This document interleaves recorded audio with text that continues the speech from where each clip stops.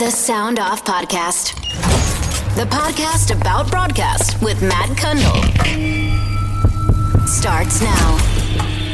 The last few weeks I've been doing a lot of podcast housekeeping, pitching sponsors and reviewing the stats and thinking, what's next for the Sound Off Podcast?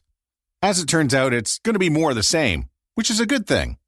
It also gave me a chance to collaborate with podcasters and review shows in the network and talk to some people who want to get into podcasting. And from that comes this episode. The top 10 things hurting your podcast. Number 10, no video strategy. Have a video strategy that includes YouTube. That's it. That's number 10. Next.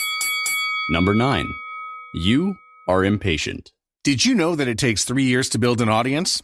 It's true because Dave Jackson, who's been podcasting a very long time, told me so. 3 years. And nobody wants to hear 3 years to build an audience, unless, of course, you're reading Valerie Geller's book on Beyond Powerful Radio, where she says, how long does it take to build an audience? 3 years. And I hate to be the bearer of bad news, and please prove me wrong, but I think the first year you're trying to find your voice. The second, you're building that audience. And by the third year, you've got an audience that'll actually do something. It's just not going to be easy. Think about this. And this is largely a radio audience, and maybe you've been a part of a radio station launch, but it takes 3 years before you get that heritage status in the marketplace. Even if you're a radio station that does the worst of first in one book, your audience still isn't solidified until after 3 years. And I know that seems rather arbitrary, but there is some actual science behind all this. I asked Valerie Geller why it takes 3 years. It takes 1,000 times of repeated behavior before a human being can rewire his or her brain to change a habit. This comes directly from brainresource.com, Evie and Gordon, who I quote in the books. And they did brain research on all the data that's available on the research on the mind and how people learn. And what the result of that research was, it takes 1,000 times of repeating behavior before humans can rehabituate. You can change behavior immediately, but to rewire your brain so it's wrong if you don't do it, and it feels right when you do it, that's 1,000 times. Well, if you want to go running, that's 1,000 times of putting on your sneakers and going out there and jogging. And 1,000 days is 3 years, roughly. And that's why it takes 3 years. And just think, even if you have a big audience right now and you haven't started podcasting because you're named Kim Kardashian, it's still going to take you 3 years to find that true podcast audience. I see this all the time with actors and YouTubers and Instagrammers as they want to make that jump into podcasting. They get a big audience out of the gate, and then the audience drops off because those initial people prefer to interact with the star on YouTube or Instagram or on TV or wherever. But if you and Kim Kardashian stick to it, over the course of 3 years, a true podcast audience will develop. So the lesson? Give yourself a lot of runway. Like 3 years worth. Number 8, you thought it would be easy. I mean, it's just a microphone and you record a podcast into it and then you put out the podcast. How hard could it be? It is completely unlike, say, the midday show on a radio station. You talk for a few minutes an hour and all the elements are handed to you. Produce commercials, traffic and weather together, the music and the promos. You already have 56 minutes of the hour taken care of. In fact, it's so easy, one person can do it across multiple markets now. In podcasting, you got to build most of it yourself. All those elements you hear need to be produced from scratch, including the commercials, if you have any, the intro, the extra, any music beds. You also have to do show research, show prep, writing. You need to produce the audio and make it sound listenable. And then after you launch it, you instantly turn into the promo department and have to market the whole show. Indeed, the struggle is real. Number 7, your show is not everywhere. I can't tell you the number of podcasts that I review who are missing from iHeart or Stitcher. And with countries like India offering a gateway to 1.4 billion people, it might be a good idea to get on Ghana or JioSaavn. Think of India as the same size as the United States, with an additional billion people. Yeah, You want in on that. And don't forget to submit your show to TuneIn. It works well with smart speakers. And you don't want to be like that radio company that took their audio off TuneIn to put it into an app that's only available in the United States. Yeah, that's stupid. And also, don't let your podcast host providers submit the show to Apple or Spotify for you. Do it yourself. It takes 5 minutes. And you know what? It's a giant pain in the ass to go rescue the show afterwards if you have to move it somewhere or make changes. You always want to keep your stats with you and not someone else. Number 6. You don't release episodes consistently. Ironic, I know, because I didn't release an episode on time last week. But do as I say and not as I do. You need to keep consistent with your releases. Remember when you were growing up and your favorite TV show was on at a certain time and you were there? You made the appointment. The housewives hit the runway, but the real excitement is backstage. It's gonna be fun. Next, Desperate Housewives. Saturday on the Love Boat, Julie's game to join an all-male club. Okay, you're in. But she's shocked at the things they ask her to do. Then, a dancer seeks a last chance at stardom. No good. And Tony Tennille finds that she's a killer's next victim on Fantasy Island. Start your weekday mornings on Playhouse Disney. Let's get going. Ride the rails of Chuggington. Chug-tastic. Join all your Playhouse Disney friends. Weekdays starting at 4, 3 Central on Playhouse Disney. Now, those in radio know this better than anyone else, and it's why radio people actually get famous.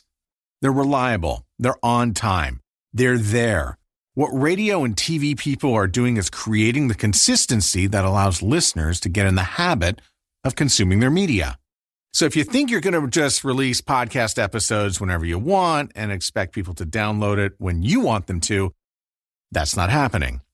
By the way, Mondays and Tuesdays are great days to get the episodes out because people believe they have more time in the week to plan out their life. And maybe, just maybe, they include your podcast episode. Often people by Thursday are swamped. I don't know what it is about Thursday nights, but everybody schedules everything on Thursday nights that involves kids and parent-teacher meetings and hockey practices, and leave Thursdays alone. Now, you can still release your episode on a Thursday or Friday, but you'll have to mark it through a weekend when attention spans are pretty much in neutral. And for those of you who do the seasons thing, 90% of your audience is not pacing the floor waiting to hear the new season of your podcast. Taking a random break is paramount to pulling the plug on a bath and letting all the bathwater run out. You need to keep people engaged. One of the things we decided to do at the Sound Off podcast was release consistent episodes. I had a conversation with Aaron Mahnke, who has a number of hit podcasts, including Lore, and he gave a really compelling argument to releasing your show on time and consistently. It's about respect for the listener and their time. So when we shifted to consistent releases, we saw a 20% jump in our audience numbers. If you show the listener respect, they will show it back to you. By the way, there are strategies to handling seasons with your podcast. I'll save that for another time. The Sound Off Podcast. Number 5. Your podcast looks like shit in the app. I don't know why people put episode numbers in the title field of their podcast. I think it's some sort of learned behavior that podcasters have just kind of done. By the way, there are ways to show episode numbers without using the title field. The reason why I mention this is that because people are not searching for a show called episode. I also see some people put the show title of the podcast where the episode title is supposed to go. Maybe they believe they are gaming the SEO gods, but you're not. You're just making your podcast look messy. Last week, I wanted to listen to a podcast in the car, and every episode had the title of the podcast in it, and I couldn't choose the episode I wanted because the word episode was causing the guest name not to appear in Apple CarPlay. I just moved on.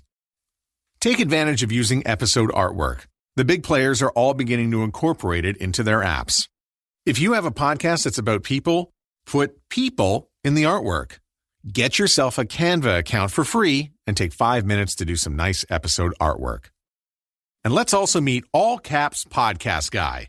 It looks as dumb as the backwards hat he's wearing. All that metadata matters. My favorite all-time guy was the podcast manager who put the following words into every podcast episode description. Please rate and review the podcast. This is a guy that was taking people's money and doing that. That was the amount of effort he put into the show descriptions. I'm happy to say that he's out of managing podcasts and has gone back to radio. Oh, and another thing. Rate and review doesn't do much to improve the podcast standing, outside of looking really nice. Number 4. Your audio quality sucks. I see people arguing about this all the time. They say, it's about the content, man, not the quality of the audio. The audio is your content, and your audio sucks. Listen, there are 2.7 million podcasts out there, and if yours is serving up some sort of echoey, staticky stupidity, the listener's just going to go elsewhere. You need to create a listening experience that people are going to enjoy in their headphones, or in their car, or on an airplane. If you are producing your own show, learn about compression and LUFS and normalization and mixing. I want to give a shout out to the Insurance Podcast with Pete Tessier and Kurt Wyatt. They're insurance guys, but they took the time to learn about compression and audio production, and they have one of the leading podcasts in their field because they respect their listener and care about their show. The other thing you could do, or do as I do, and that's hire people who know way more than you to produce the parts of the show you're not familiar with. This podcast is no exception. We made huge errors when we started out. I produced the first 4 episodes. They didn't really sound very good. Later on, some of the episodes were a little bit overcompressed and too loud, better suited for radio than podcasting. We made the corrections after some friendly advice from one of the best in the business when it comes to sound and podcast sound. Jeff Schultz, who worked at KFOG in San Francisco doing imaging, is now making great podcasts for companies like Wondery. He told me, over beers, hey, your podcast's a little bit loud. Pull it back a bit. And that's another good pro tip. Listen intently to the people who know what they're doing. Number 3. You don't have a website. If you are in it to win it, you need a website. One of the best things radio taught me was that making your website your marketing hub is a good thing. You need to be found in Google, and having your own .com and a podcast website will go a long way to getting discovered. If you think your Buzzsprout or Anchor website is home base, it shouldn't be. Before you even start, you really need to think about SEO. And that actually starts with the name of your podcast. James Cridland, who hosts an excellent podcast called Podland and the Daily Pod News, you can sign up at podnews.net, says that it really all starts with what you name your podcast. One of the things that I did yesterday is I went to produce a list of the most popular podcast names. And there are over 300 podcasts which are called podcast. I would recommend not doing that. And there's also, I think, 700 different podcasts which are called Real Talk. Awful lot of podcasts called Real Talk. And one of the difficulties, I think, is that new podcasters are finding is actually just good search engine optimization, good search results to make it really easy to find their podcast in a particular podcast app. So calling yourself Real Talk, or even worse, the Real Talk podcast would probably be a bad plan. And make sure each episode has its own webpage, so that when you have Matt Kundle on as a guest, Google understands that Matt Kundle was a guest on your show. Remember that every time you market your show on social media, send people to your website where there's an Apple badge for the iPhone users and a Google Podcast badge for the Android and Samsung people. And obviously one for Spotify because they're number 2 or number 1, depending on who you ask. If you're just sending people to Apple Podcasts when they don't have an iPhone, that's kind of disingenuous. You're only really speaking to, at best, half your audience.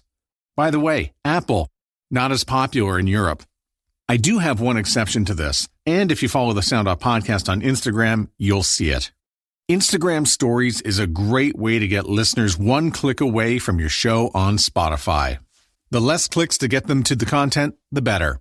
And if you find websites a pain in the ass, there are a few solutions out there for podcasters.